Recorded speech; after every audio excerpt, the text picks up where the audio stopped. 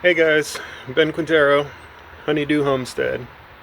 It's a little chilly today, maybe a little too cold to be wearing short sleeves. I don't know what's going on. We're getting 20, 30 degree ups and downs in the weather. It's a little out of control. There's supposed to be some kind of heat wave coming, I think tomorrow, but it's a little chilly today. We're probably in the high 60s. Anyways, today's going to be just a few odds and ends. I got to finish up mulching the garden if I can, if I have time to do that. But right now, top priority,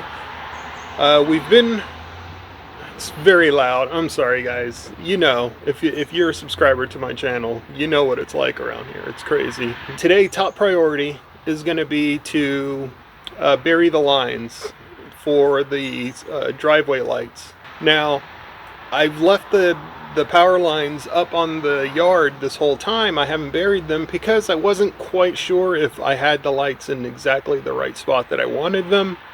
We've had them there for about a week now, I think, so I think it's a good time to go ahead and bury it. We're pretty happy with where they are. Maybe when I'm done with that, I'll talk about some of the pros and cons of what I did, if I would do anything differently. And see where it goes. I've got a couple of things to say about that, and we can chat about that later, but right now I got to use whatever daylight I have. Alright, let's get to it.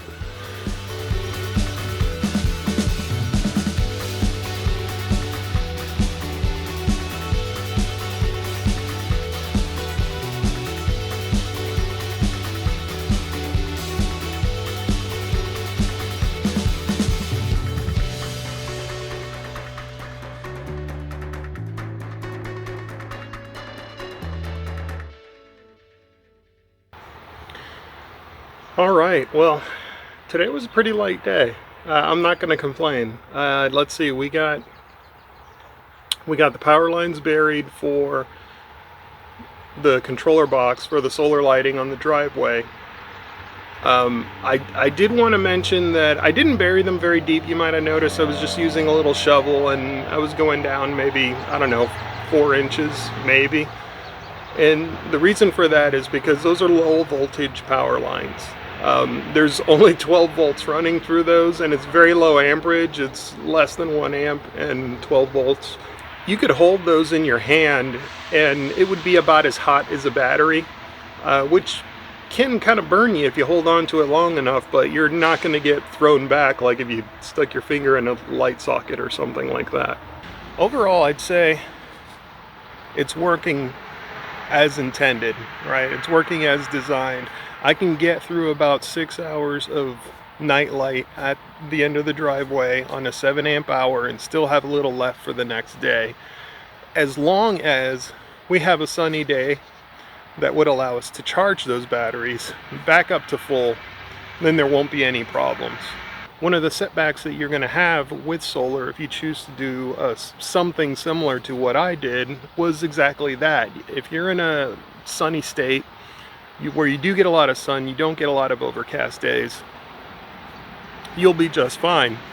If you run into some of those dreary weeks in April, wherever you live, similar to where I am here in eastern North Carolina, then you may have to budget your battery for multiple days of usage. So if you have, let's say in my case, I have 7 amp hours and I'm running a 7 watt light, then I can get, in theory, I could get 12 hours of usage, assuming I don't get a single watt of charge back. Realistically, there's power losses and all kinds of other math that, to be perfectly honest with you, I don't fully understand it, but I believe the math falls somewhere around 86-ish% of what it claims it can do. So if you kind of budget about 20%, where you just say, and on top of that, you don't want to charge your or discharge your batteries all the way down to 0, you're going to destroy your battery. It won't recharge.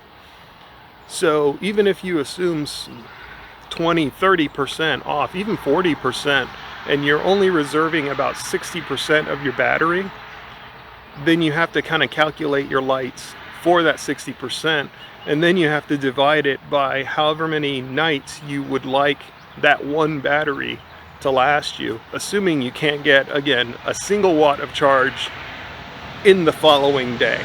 Realistically, that's kind of impossible unless you live in, I don't know, Alaska, where it's just, you might literally have 24 hours of all darkness. But if you live in the lower 48 somewhere, you're going to get a little bit of sun that can help sort of recharge that battery, or at least charge the amount of power that's being consumed by the controller itself to manage all of that battery charging. So again, there's a lot of hand-wavy math going on there, but I typically like to budget no more than 60%, or using no more than 60% on any given night. We're just having a really rough week right now where there's not enough light to charge even that remaining 60% back up to full. So yeah, like I said, I guess that's pretty much it for the lights. I'm going to monitor that and see if I need to make adjustments, and if I do, I'll definitely bring you guys along for that and let you know what's going on. If you have questions about the setup, let me know, and I'll do my best to answer those, and I can give you more details on whatever it is that you're interested in. But if you have not seen my videos on the whole construction process, I would definitely recommend you check those out. I do kind of go into some details, not just on the construction of the box, but I kind of scatter throughout the video some details about the hardware itself, and I even go through some of the wiring for you as well. Other than the driveway, I did knock out today the mulch in the garden, which was something that was kind of hanging over my head. Unfortunately, as you guys know, if you've been watching my channel, I tried the YouTube magic and it's just not working lately, so I'm gonna have to maybe take this into the shop and get it checked out, but that YouTube snap, it's just not working for me.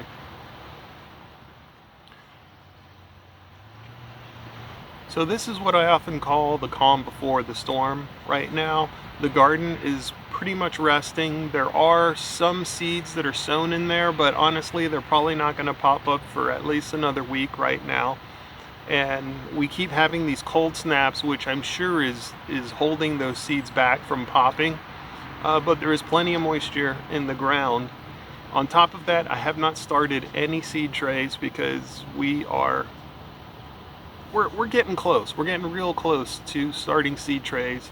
I just don't want to start them too soon, because then I'm going to be fighting with them. They're going to get root bound, or they're going to be stunted. I don't really have grow lights, and it's overcast like crazy right now, so putting seeds in pots or in little starting trays without grow lights right now is not going to help. They're not going to do anything but sit there and maybe even rot, so I would rather just hold off on that. That being said, the garden is ready. Right, I could do a little more prep on the soil for one small piece. There are a couple of things, a couple of additions I want to make to the garden this year. I'm not going to talk about it in this video because I want to make sure I can get my hands on it first, but I am going to expand the garden just a little bit, and that's all I'm going to say. But yes, the garden is for the most part ready. I'm just waiting for the weather. Just watching the clock go by, it's killing me, but you know, this is the tough part, definitely, is this moment here. I don't have a greenhouse, and so it really is just a waiting game. Waiting for enough sun, waiting for enough warmth. It's just a waiting game. So while we wait together, I'm going to continue to do things around here on the property, doing what I can to turn this house into a home and turn this home into a homestead. And I do hope that you stick around for that journey. I do hope you subscribe. I do hope you like, comment, ring the bell, all that fun stuff, so you get notifications whenever I post new videos. I do my very best to post videos at least once a week, if not multiple times a week. I try to be as consistent as possible. With that, you guys be good to each other. and I'll see you on the next one.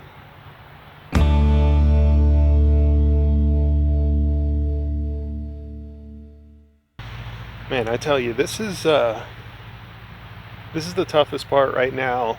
Right before seeds start popping and germinating and the weather starts warming up, there's this sense of dread in my gut. Once the seeds start germinating and things start to green up and you start seeing those true leaves come out, it is a huge sigh of relief. We are not there right now. Now this is the moment. This is the moment.